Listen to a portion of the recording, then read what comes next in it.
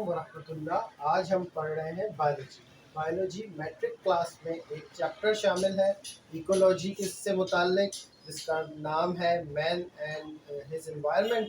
उसमें एक साइकिल है नाइट्रोजन साइकिल।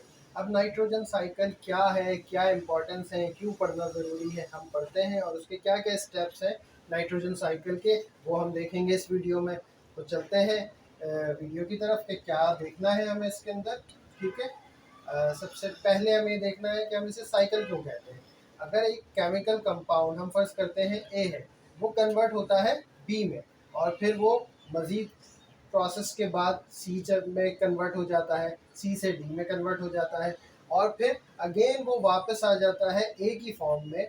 तो ये एक साइक्लिक फॉर्म है। अगर इस तरीके से नेचर के अंदर कोई भी एलिमेंट या कंपाउंड सर्कुलेट कर रहा है तो फिर हम उसे एज अ साइकिल लेते हैं।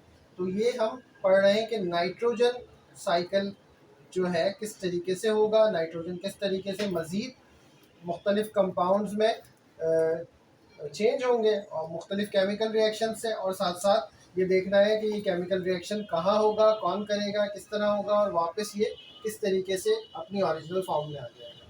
तो हम ये देखते हैं कि नाइट्रोजन जो है अमूमन जो पाया जाता है या तो कंपाउंड्स की फॉर्म में, नाइट्रेट्स नाइट्राइड्स की फॉर्म में पाया जाता है, या फिर वो पाया जाता है N2 की फॉर्म में, नाइट्रोजन गैस की फॉर्म में। तो ये असल में कन्वर्ट कैसे होता है, ये नाइट्रोजन या N2 गैस जो कि है नाइट्राइड्स की फॉर्म में कन्वर्ट हो जाती है, फिर मज़ीद आगे चलकर नाइट्रेट्स बनाती है और फिर ये नाइट्रेट्स दोबारा नाइट्रोजन गैस में कन्वर्ट हो जाते हैं। तो आप देख सकते हैं कि ये दोबारा से नाइट्रोजन गैस ही बन गई। तो हमें इसे एक साइकिल कहते हैं, नाइट्रोजन साइकिल। अब इसकी इम्पॉर्टेंस क्या है, नाइट्रोजन साइकिल की इम्पॉर्टेंस हमारे लिए बायोलॉजी के अंदर क्यों इम्पॉर्टेंस है, उसकी वजह यह है कि हम देखते हैं कि नाइट्रोजन पाया कहाँ कहाँ जाता है। सबसे पहले हम देखते हैं कि न्यूक्लिक एसिड्स जो हमारे पास हैं, जैसे कि डीएनए या आरएनए, अगर इसका स्ट्रक्चर आप देखेंगे तो इसमें आपको नाइट्रोजनस बेसिस नज़र आती हैं। ये नाइट्रोजनस बेस के अंदर आपका नाइट्रोजन मौजूद है और नाइट्रोजन हमें नीड होती है। जाहिर सी बात है, ये नाइट्रोजन हमारे इन्वायरमेंट से हमें मिल रहा है। तो ये नाइट्रोजन कहाँ से आएगा, कैसे हमें मिलेगा, तो हमें ये देखना है। इसके साथ साथ हमें ये देखना है कि और कहाँ ये पाया जाता है। तो प्रोटीन्स के स्ट्रक्चर में, प्रोटीन्स दरअसल अमाइनो एसिड्स के पॉलीमर्स हैं। ये मोनोमर्स होते हैं अमाइनो एसिड्स, इसके पॉलीमर्स जो होते हैं वो प्रोटीन्स होती हैं। अब अमाइनो एसिड की जो बेसिक स्ट्रक्चर है उसके अंदर भी नाइट्रोजन मौजूद है और फिर जब प्रोटीन्स हैं तो बहुत सारे नाइट्रोजन्स हमें चाहिए। तो अब जितने भी लिविंग ऑर्गेनिज्म हैं उनका डीएनए कहाँ पाया जाता है, क्रोमोसोम्स में पाया जाता है। तो क्रोमोसोम्स मौजूद है सेल्स में और हर लिविंग ऑर्गेनिज्म सेल से बना है। तो मल्टी सेलुलर ऑर्गेनिज्म में ट्रिलियंस ऑफ सेल्स हैं, करोड़ों की, अरबों की तादाद में, खरबों की तादाद में हम कह सकते हैं कि सेल्स पाए जाते हैं। अब ये सेल्स हैं तो हर एक सेल के अंदर डीएनए मौजूद है, न्यूक्लियस मौजूद है, क्रोमोसोम मौजूद है, उसकी न्यूक्लियर मेम्ब्रेन, साइटोप्लाज्मिक मेम्ब्रेन ये जो बन रही है उसमें भी प्रोटीन्स की नीड होती है। तो सब जगह हमें नीड होगी प्रोटीन्स की या न्यूक्लिक एसिड की सेल्स के बेसिक स्ट्रक्चर में, और वहाँ पर नाइट्रोजन मौजूद है। अब हमें ये देखना है कि ये हमारे सेल में या लिविंग ऑर्गेनिज्म के स्ट्रक्चर में तो मौजूद है, इसके अलावा ये कहाँ पाया जाता है, इसके अलावा पाया जाता है एटमॉस्फेयर में। एटमॉस्फेयर में आपको पता है कि ऑलमोस्ट 78 से लेके 79% तक जो हमारा गैस है वो एक मिक्सचर है। उस मिक्सचर में बहुत सारी गैसेस हैं। तो 78 से 79% नाइट्रोजन गैस है, इसके अलावा ऑक्सीजन 21% है और बाकी दीगर गैसेस हैं। तो एटमॉस्फेयर सबसे बड़ा रिजर्वायर है नाइट्रोजन गैस का। नाइट्रोजन सबसे ज़्यादा मौजूद है एटमॉस्फेयर में। अब हम ये देखेंगे कि एटमॉस्फेयर से ट्रांसफ़र होकर कितने स्टेप्स के बाद ये बायोलॉजिकल सिस्टम के अंदर एंटर होती है और फिर उसके साथ क्या क्या मामला होते हैं वो हम देखेंगे इस नाइट्रोजन साइकिल में। तो अब हम देखते हैं कि नाइट्रोजन साइकिल की स्टेप्स क्या क्या हैं। नाइट्रोजन साइकिल असल में स्टार्ट होता है मुख्तलिफ स्टेप्स में। अब ये स्टेप्स मुख्तलिफ साइकिल्स में मुख्तलिफ जगहों पर चलता रहता है। अब हमें ये देखना है कि अगर हम ये देखते हैं कि नाइट्रोजन फिक्सेशन इसका पहला स्टेप है। तो ये कहाँ स्टार्ट होता है, कैसे होता है, फिर आगे कैसे चलता है? तो नाइट्रोजन फिक्सेशन का मतलब होता है नाइट्रोजन गैस को जो फ्री फॉर्म में है उसको फिक्स करना किसी और कंपाउंड में। अब फ्री नाइट्रोजन जो है वो इनर्ट फॉर्म में है, एटमॉस्फेयर में है, और वो किसी भी केमिकल रिएक्शन के ज़रिए इतना आसानी से जो है कन्वर्ट नहीं होती ऐसे कंपाउंड्स में जो बायोलॉजिकल सिस्टम में दाखिल हो सके। तो अब हम क्या करते हैं, हम ये देखते हैं कि क्या क्या तरीक़ाकार है नाइट्रोजन फिक्सेशन की। तो पहला तरीक़ाकार है बायोलॉजिकल फिक्सेशन। नाइट्रोजन की फिक्सेशन होती है बायोलॉजिकल, यानी कोई लिविंग ऑर्गेनिज्म इन्वॉल्व होगा। ये लिविंग ऑर्गेनिज्म जब इन्वॉल्व होगा तो ये कौन सा हो सकता है? प्लांट्स के पास ये एबिलिटी नहीं है कि वो नाइट्रोजन फिक्सेशन करें। इसके साथ एनिमल जो किंगडम है उसमें भी किसी के पास नहीं है। कुछ खास किस्म के बैक्टीरिया हैं, वो बैक्टीरिया जो है नाइट्रोजन फिक्सेशन करते हैं। तो अब नाइट्रोजन फिक्सेशन ये बैक्टीरिया कर सकते हैं। इसके अलावा हमारे पास जो है इंडस्ट्रियल फिक्सेशन होती है, वो क्या होती है उसे भी हम देखेंगे। और तीसरा है एटमॉस्फेरिक फिक्सेशन, ये कैसे होती है। तो अब हमने देखा कि इनर्ट गैस है वो मतलब किसी ऐसे कंपाउंड में जो कि इजीली अवेलेबल हो और उसको इस्तेमाल कर सके, कोई बायोलॉजिकल सिस्टम नहीं होती। तो हम ये देखते हैं कि सबसे पहले बायोलॉजिकल फिक्सेशन कैसे होती है। बायोलॉजिकल फिक्सेशन दो किस्म के बैक्टीरिया की मदद से होती है। ये bacteria free nitrogen gas N2 को कन्वर्ट कर देते हैं नाइट्रेट्स में और नाइट्राइट्स में। ये नाइट्रेट्स में और नाइट्राइट्स में कन्वर्ट करते हैं। NO2 के अंदर कन्वर्ट करेंगे और NO3 के अंदर कन्वर्ट करेंगे। अच्छा, ये जब नाइट्रेट्स और नाइट्राइट्स में कन्वर्ट करते हैं तो इनके पास ये एबिलिटी होती है और ये क्या करते हैं, इसको नाइट्राइट्स में और नाइट्रेट्स में कन्वर्ट करते हैं। अमूमन ये सॉइल में भी पाए जाते हैं, पानी में भी पाए जाते हैं। इसके अलावा ये कुछ खास किस्म के लेगुमिनस प्लांट्स की रूट पे भी पाए जाते हैं, जहाँ पे वो सिम्बायोसिस वाला जो सिस्टम है उसके थ्रू प्लांट को भी फ़ायदा पहुँचाते हैं और प्लांट अगेंस्ट इनको भी फ़ायदा पहुँचाता है। एक दोस्त बैक्टीरिया आप समझ लें, वो मदद करते हैं। तो बायोलॉजिकल सिस्टम में किसी के पास एबिलिटी नहीं है, प्लांट किंगडम में भी एनिमल किंगडम में भी, कि वो नाइट्रोजन को इस्तेमाल कर सके। उस नाइट्रोजन को इस्तेमाल कौन करता है? ये बैक्टीरिया करते हैं, नाइट्रोसोमोनास, नाइट्रोबैक्टर, और इसको कन्वर्ट कर देते हैं नाइट्राइट्स में और नाइट्रेट्स में। और फिर ये नाइट्रेट्स और नाइट्राइट्स जो है मिल जाते हैं ज़मीन पर मौजूद मुख्तलिफ मेटल्स के साथ और मेटेलिक कंपाउंड्स बना देते हैं। जैसे कि आपने सिल्वर नाइट्रेट सुना होगा, AgNO3।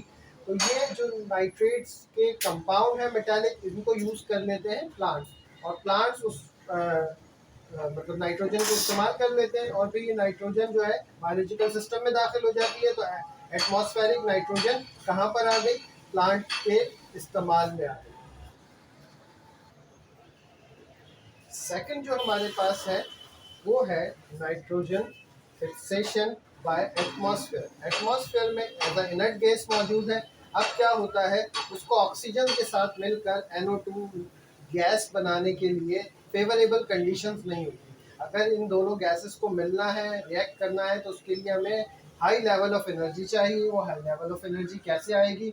या तो थंडर स्टॉर्म से, बिजली के चमकने से, बादलों के गरजने से, या हीट बहुत ज़्यादा प्रोवाइड की जाए। तो ये दो तरीके हैं, तो साउंड एनर्जी, रेडिएशन एनर्जी या हीट एनर्जी के ज़रिए ये कंबाइन होंगे। तो ये प्रोसेस कंप्लीट होता है एटमॉस्फेयर में और ये गैस बन जाती है। ये गैस जब मिलती है वहाँ पर मौजूद पानी के मॉलिक्यूल्स से, तो ये एक एसिड बना सकती है, HNO3।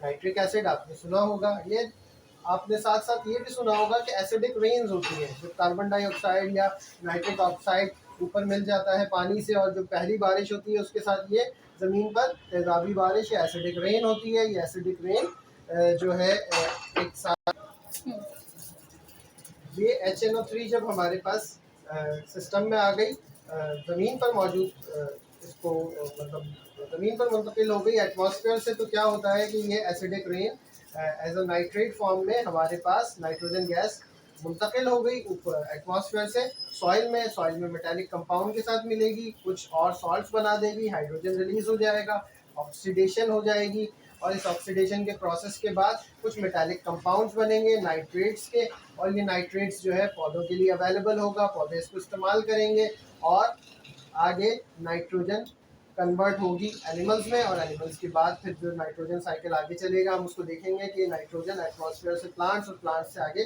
कैसे कन्वर्ट हुई। तो पहले कन्वर्ट हुई बायोलॉजिकल फिक्सेशन एक तरीका है, उससे भी प्लांट्स को मिला। एटमॉस्फेरिक फिक्सेशन एक तरीका है, उससे भी मिला। इसके अलावा एक और तरीका है जो कि सिंथेटिक है। उसमें क्या होता है, इंडस्ट्रीज के अंदर नाइट्रोजन गैस को और हाइड्रोजन गैस को कुछ खास प्रेशर और कुछ खास कंडीशन के साथ कन्वर्ट किया जाता है अमोनिया में। इस अमोनिया को रॉ फॉर्म में भी एज अ फर्टिलाइजर इस्तेमाल किया जाता है, या इसका यूरिया बना लिया जाता है, या अमोनियम नाइट्रेट बना लिया जाता है। ये मुख्तलिफ फर्टिलाइजर्स मिलते हैं। ये फर्टिलाइजर्स फार्मर इस्तेमाल करते हैं ज़मीन की जरखेज़ी को बढ़ाने के लिए। ज़मीन की जरखेज़ी जब बढ़ती है, इन या तो ऑलरेडी उसके अंदर नाइट्रेट्स बहुत ज़्यादा मिकदार में मौजूद हो, या फिर हम उसको खुद से प्रोवाइड कर दें, तो प्लांट्स की ग्रोथ अच्छी होती है, और यही फार्मर्स करते हैं। तो ये तीन तरीके हैं नाइट्रोजन फिक्सेशन के, बायोलॉजिकल फिक्सेशन, इंडस्ट्रियल फिक्सेशन, और इसके साथ एटमॉस्फेरिक फिक्सेशन। एटमॉस्फेरिक फिक्सेशन ऊपर से जो कन्वर्ट हुआ नाइट्रोजन गैस, वो अब बायोलॉजिकल सिस्टम यानी प्लांट्स में दाखिल हो गई। और इसके साथ आगे क्या मामला होंगे वो हम चेक कर लेते हैं। सेकेंड स्टेप है हमारे पास अमोनिफिकेशन एंड नाइट्रिफिकेशन। पहला स्टेप हमने पढ़ लिया नाइट्रोजन फिक्सेशन, सेकेंड स्टेप है नाइट्रोजन साइकिल का अमोनिफिकेशन एंड नाइट्रिफिकेशन।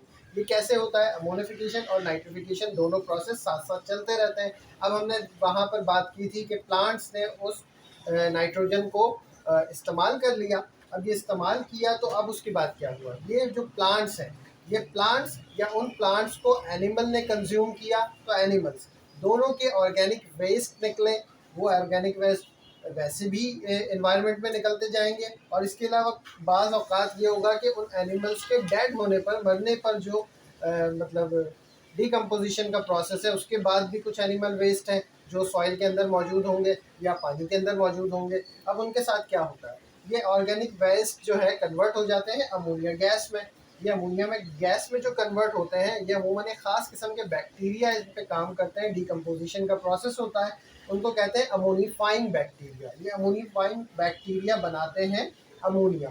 ये फ्री अमोनिया जो है फिर कन्वर्ट हो जाती है NO2, यानी इनकी ऑक्सीडेशन हो जाती है। ऑक्सीडेशन का प्रोसेस होता है यहाँ पर, ऑक्सीडेशन यहाँ पर होता है एक प्रोसेस ऑक्सीडेशन का, जिसमें बैक्टीरिया इन्वॉल्व होते हैं, जिसको कहते हैं हम नाइट्रोबैक्टर। ये नाइट्रोबैक्टर अमोनिया की ऑक्सीडेशन कर देते हैं NO2 यानी नाइट्राइट्स में। नाइट्राइट्स में कन्वर्ट होने के बाद एक और ख़ास किस्म के बैक्टीरिया इस पर काम करते हैं, जिसको कहते हैं नाइट्रोसोमोनास। ये कन्वर्ट कर देते हैं, दोबारा ऑक्सीडेशन का प्रोसेस होगा, ऑक्सीडेशन होगी, और ये कन्वर्ट हो जाएगा नाइट्राइट्स, जो कन्वर्ट है हो जाएगा नाइट्रेट्स में।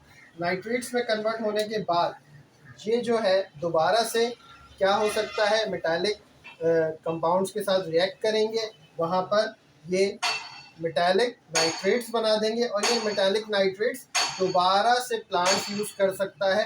डायरेक्ट एनिमल्स तो इसको यूज़ नहीं करते हैं, ये दोबारा से प्लांट्स यूज़ करते हैं। प्लांट्स जब इसे इस्तेमाल करते हैं तो इस प्रोसेस को कहते हैं एसिमिलेशन, जिसमें ज़मीन में मौजूद नाइट्रेट्स को कन्वर्ट करते हैं, प्लांट यूज़ करते हैं और कन्वर्ट करते हैं आगे ऑर्गेनिक वेस्ट के अंदर। अब ये प्लांट जो है दोबारा से इनको कंज्यूम करेंगे एनिमल्स, और एनिमल्स का ऑर्गेनिक वेस्ट, और ऑर्गेनिक वेस्ट फिर अमोनिया साइकिल शुरू हो जाएगा। तो आप ये देखें, ये पूरा नाइट्रोजनस साइकिल है। ये नाइट्रोजनस साइकिल के अंदर ये साइकिल जो है ये चल रहा है कहाँ पर, ये ज़मीन पर या आपका मैरीन एनवायरनमेंट है, एक्वेटिक एनवायरनमेंट है, वहाँ पर चल रहा है। एटमॉस्फेयर से नाइट्रोजन या नाइट्रोजनस कंपाउंड्स यहाँ इंटर हो गए सॉइल में या मैरीन या एक्वेटिक बायोलॉजिकल सिस्टम में, और उसमें ये कन्वर्जन छोटे लेवल पर भी चलना शुरू हो गया। हम इसको दोबारा से देख लेते हैं कि ऑर्गेनिक वेस्ट कन्वर्ट हुए अमोनिया में, अमोनिया से फिर ये